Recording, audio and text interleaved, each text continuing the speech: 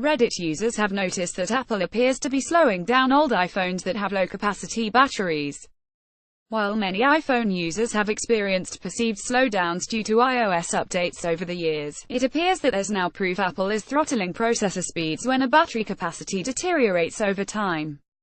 Geekbench developer John Paul has mapped out performance for the iPhone 6s and iPhone 7 over time, and has come to the conclusion that Apple's iOS 10.2.1 and 11.2.0 updates introduce this throttling for different devices.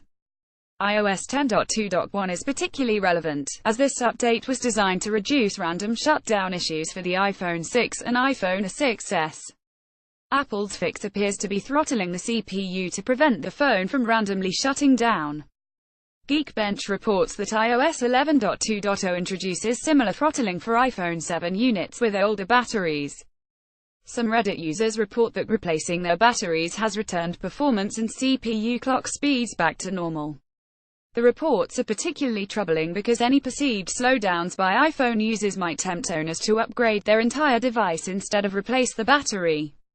This fix will also cause users to think, "My phone is slow so I should replace it," not, "My phone is slow so I should replace its battery," says Geekbench's John Paul. So it's true Apple intentionally slow down old iPhones. Proof: my iPhone 6 was bought 3 years ago and recently got really slow. App CPU-X shows iPhone CPU is underclocked running at 600 MHz.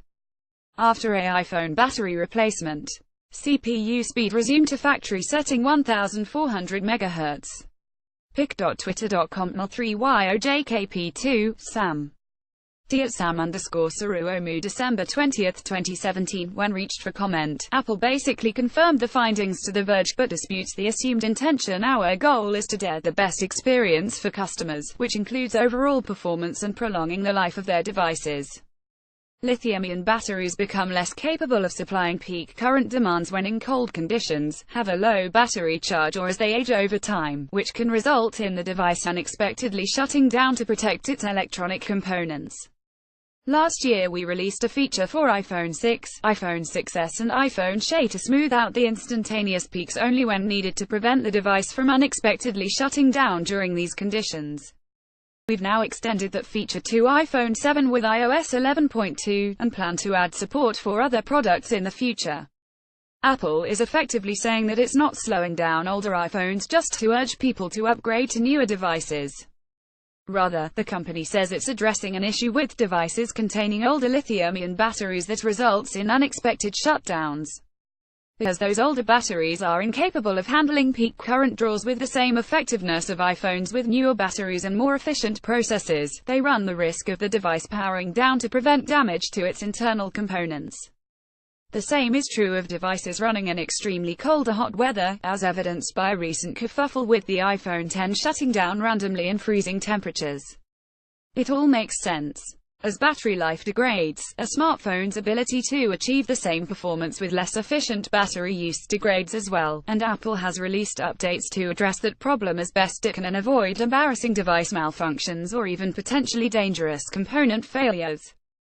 However, the company isn't doing itself very many favors by being a bit opaque. It's clear that controversies like this, underpinned by conspiracy theories around planned obsolescence, sprout up because there is a lack of communication between device manufacturers like Apple and consumers. It's also clear that Apple, which makes its devices hard to open and repair, could do a better job helping consumers understand the benefits of battery replacement. That's something the company seems less inclined to do when it might mean foregoing the sale of a new iPhone every 12 to 24 months.